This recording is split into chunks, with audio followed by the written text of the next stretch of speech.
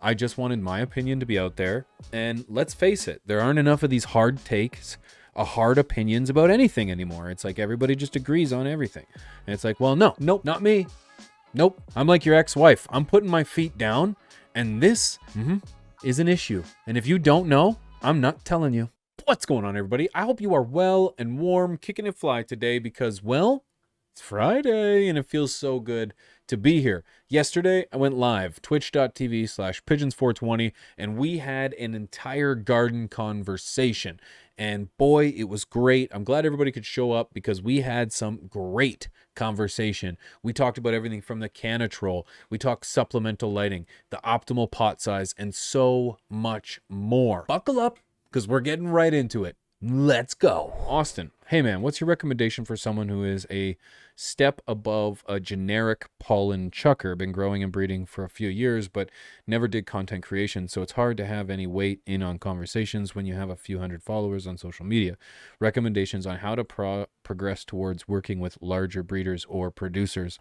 In 2023, I think, in the wave of social media, I really think you need to utilize social media. People are doing all kinds of things, experimenting in all kinds of ways, and everybody's trying now. It's not 10 years ago when you only had a select few breeders doing everything. Now everybody's doing something. I think your presence on social media is really key. Now that comes after you really perfect your craft. If you really want to have a conversation with larger breeders in regards to, either networking, connecting, picking their brain, they're going to get their fair share of questions on the daily, always, from people that are always curious. So I would argue that you need to really perfect your craft. You really have to have an idea, have a good fundamental idea on the process of the plant, whether it's, the genetic aspects, whether it's the growing aspects, whether it's the feeding aspects, whether it's its phenos, whether it's its characteristics. There's a number of things to understand before I would start to have a conversation with anyone in regards to trying to advance or trying to make a name for myself. The proof, the proof is in the pudding. So that's where I think, people will argue that don't use Instagram or social media as a portfolio. And part of that, I agree. I think you should have an actual portfolio that shows your work that you want to curate to any specific craft. If it's breeding, then have a breeding portfolio. Your Instagram might encompass a number of different things: breeding, your family, your dogs, adventures. Have a portfolio that speaks specifically to your craft, and then hone it in. Make sure that these have got good quality, well-documented pictures of the process that it took you to get from A to B to C to D. Good photos. That's important.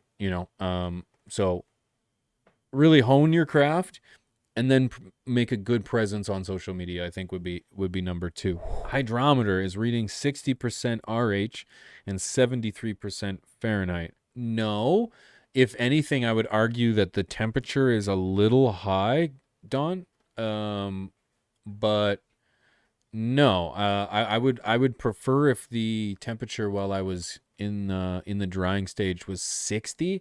I like to aim for the 60-60, but just having a higher temperature is just going to lead to a quicker dry. I also would not suggest using a fan when you dry. I believe that speeds things up and inherently is detrimental to the process. So your question of being scared, no, you shouldn't be scared. In fact, being so close to the 60-60 would be something that I would be more impressed with. The fact that you're only 13 degrees over, I think you're okay. Slinky, have you ever grown an autoflower and it not have any side branches? Yeah. In like 2016, I grew a red poison. It grew about this tall and maybe it was a little taller, and it was just a cola. Yeah, and I didn't like it. Part of the reasons why say ixnay to autoflowers. As many of you guys may know, I believe that I think I have a video out there that said stop growing autoflowers. And I stand by that. I don't think autoflowers are a great way to grow. I think it's a waste of genetics. And I think, sure, if you're learning how to grow, pop an autoflower. And then, of course, all the autoflower growers were like, no, you need to be an experienced grower to grow autoflowers. No. I'm like, no, you don't need to know anything, man. Just pop the seed and water it. You know what I mean? It's going to do fine, right? So, of course, you got to feed it, but you got to feed regular ones too, you know? Autos are so easy, you know? It's like, well, when do you switch the lights? You don't have to. You don't have to. It'll do it itself, you know? So anyways, autos are fun. And growing this plant is fun. And although I have a video that says stop growing autoflowers, it's essentially like any YouTuber would do. It's a great title and a great thumbnail. And I point out the reasons why you shouldn't or why one would not grow autoflowers. But of course, this is not a hill I'm going to die on. I don't care if you're going to grow autoflowers. I will probably grow autoflowers again. I just wanted my opinion to be out there. And let's face it, there aren't enough of these hard takes, hard opinions about anything anymore. It's like everybody just agrees on everything. And it's like, well, nope, not me. Nope, I'm like your ex-wife. I'm putting my feet down, and this is an issue. And if you don't know, I'm not telling you. Okay? So needless to say, do you, boo? I think everyone should grow this plant. I don't want to say it. You guys know this video might go on YouTube, so you know what plant. You know all words I'm trying to avoid. I think everybody should grow. And I think that's part of the problem why we get such problem or such hassle from this platform is because that's the message we continuously try to promote is you should be growing this plant. Before I go any farther, I want to give a huge shout out to the channel sponsors. Spider Farmer. Spider Farmer has got you covered in the grow room when it comes to everything LED. If you look behind me, you can actually see a few boxes, and both of those boxes are Spider Farmer. I've got the new G series light in there, and I'm going to be doing some testing. This series of light is a cost-effective, very powerful light. You can get this light, which is a perfect 480 watts, for less than $500. If you use promo code PIGEONS420, you can save like another 10% off. I've also got the brand new Spider Farmer 4x4 tent, and I can't wait to get that set up. If you want to get it, go to spider-farmer.com, use promo code PIGEONS420, and save a few dollars off at checkout. You won't be disappointed. And a huge thank you to AC Infinity. AC Infinity has a ton of great products in their repertoire, and you've got to check it out. I recently picked up the 15-liter humidifier, and this thing, I don't fill it for days. Top fill appliance that you can hook to the UIS Controller 69, and you're going to love it. Control it from the outside of the tent. Keep your girls and your plants perfectly moist with the new AC Infinity humidifier. It's 15 liters. Can't go wrong. Controller 69, get it as well. Using promo code PIGEONS420, save a few dollars off at checkout. You can also check them out on Instagram. You can follow them, AC Infinity. Thank them for being a sponsor of today's video. Now, back to the Q&A. What are your thoughts on alternating water and feeding versus just feeding until flush? Grow fan, that's a really good question, man. I used to believe in the process of water, feed, water, feed, water, feed. And then I was speaking to a nutrient company owner, and he suggested that I should feed. And then I thought, well, of course you're going to tell me that because I have to buy these nutrients, and these nutrients cost money, and I'm just going to have to come back more often. And then so I tried it anyway. To be totally honest with you, I'm going to be straight. I did not notice a difference between feeding, because I've done it both ways, multiple grows. Feeding every single day, synthetic nutrients, feeding every single day versus feeding every second water. I know people that will feed once a week, every Thursday. I don't believe in that. I do believe your plant needs more food more often than just once a week. However, Pelgigol, makes a really good point where test your runoff. What are you getting for the runoff? It'll tell you exactly what you're getting. If you feed every day and it's too much, then it's too much. If you feed every second feeding and it's not enough, then you need more. You know what I mean? So that's going to be the best way to check things out. But great question. Great question.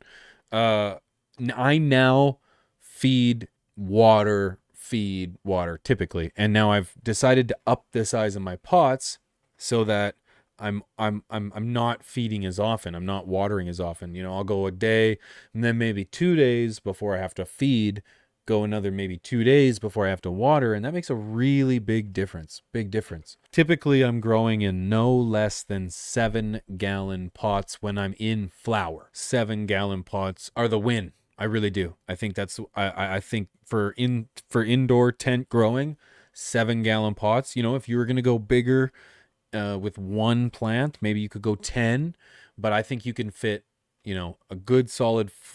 You don't really need that many plants when you're going 7-gallon pots.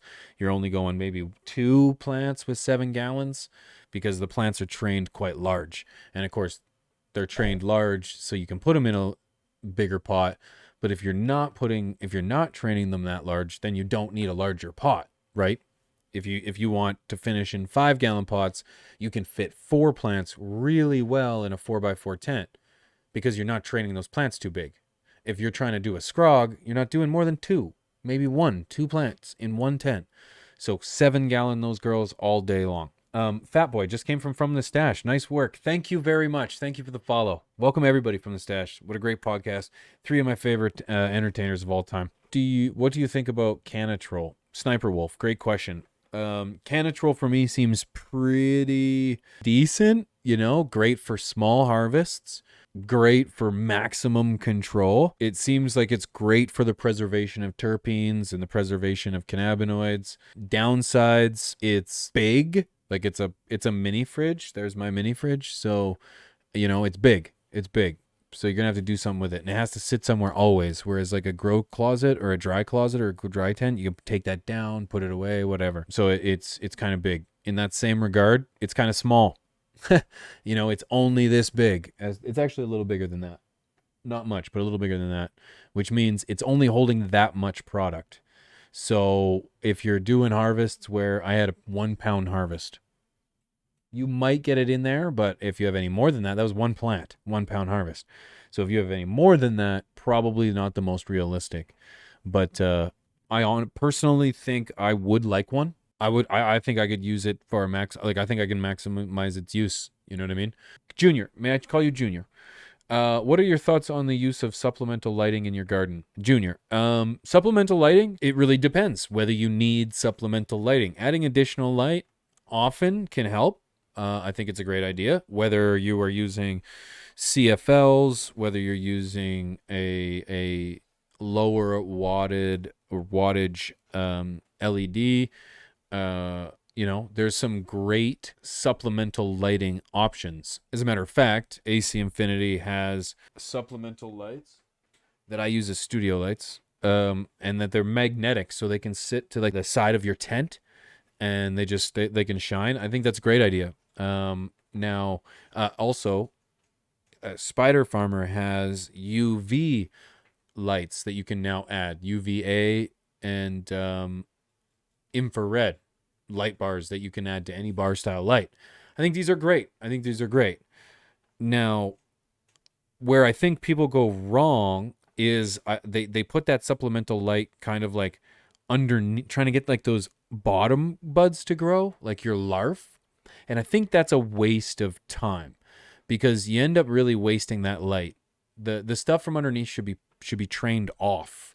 I really like to utilize the top portion of the plant. So therefore, that's typically the penetration of these LEDs. Supplemental light underneath isn't really going to do me any good. I'm going to have to, if anything, if it's not penetrating, add that supplemental light from above. I really think adding additional light, aka supplemental light, is a good idea if you don't have a powerful enough light to get you there all the way to the finish, or if you've got to supplement different spectrums. Where I think people go wrong is that they're trying to get those really low larvae buds, and I've been there, guys. I've been there. I tried to do it too. They really try to get those low larvae buds to grow big. They're not going to grow big.